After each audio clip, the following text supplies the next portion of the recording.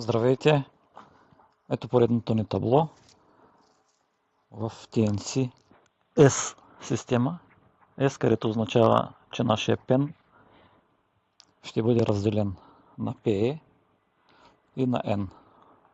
Значи на работна нула и на защитно заземяване. Имаме електромер,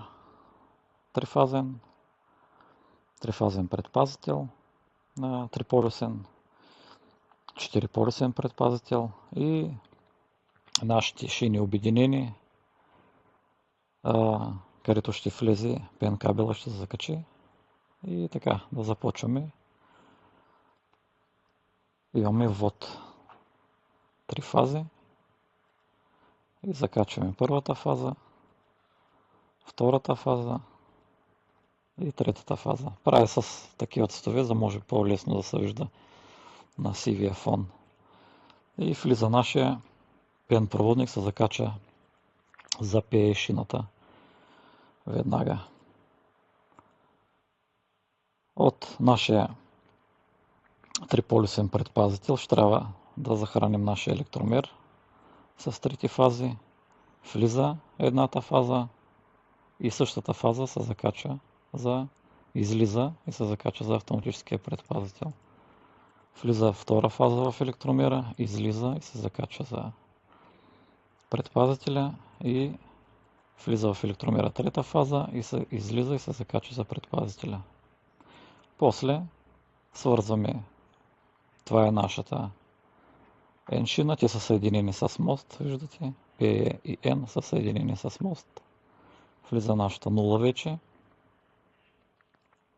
излиза и се закача за четвъртия полюс на нашия предпазител.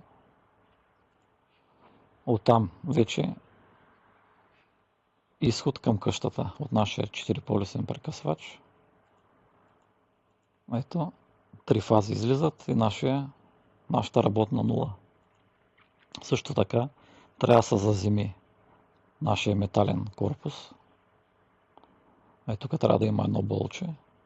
И също така заземява се и самата вратичка, защото и те имат, макар че е съединена тук с метални панти и така нататък, но вратичките също имат ето такова болче винаги, където трябва с кабелче да свържем с PE шината. Така, и остана какво да направим?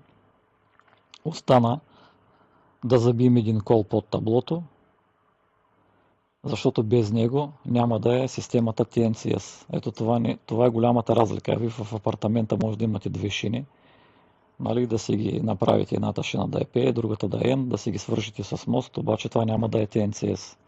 Това ще е някаква система, която сте измислили. Да, тя ще работи, нали, отчасти. DTZ ще работи. Обаче истинската система TNCS е, че ето тук тая PE шина се заземява локално под таблото, се забива кол, който се мери неговото съпротивление. Трябва да е по-малко от 10 Ома, колкото по-малко по-добре, и се свърза с тази PE шина. Ето сега ще направим. Това е към къщата, отива. Това е заземителя, задължително, заземителен кол, който се свързва. И трябва да отиде естествено ето нашия заземителен проводник, предпазен към къщата. Ето, значи в къщата ще ходят 3 фази, работна нула и защитен проводник. Задължително ето този заземител трябва да го има. Иначе без него, нали, няма да е нашата система TNCS. Ето това е голямата разлика. И сега, когато подавате за присъединяване, ако сте на село някъде, по стълбовете минават 3 фази и пен проводника. Ето така вкарват ви в таблото, правят го или монофазно, или трифазно, няма никакво значение. Вкарват го този пен и там се разделя. Правят задължително, защото нямат вече право да ви пуснат двупроводен вод.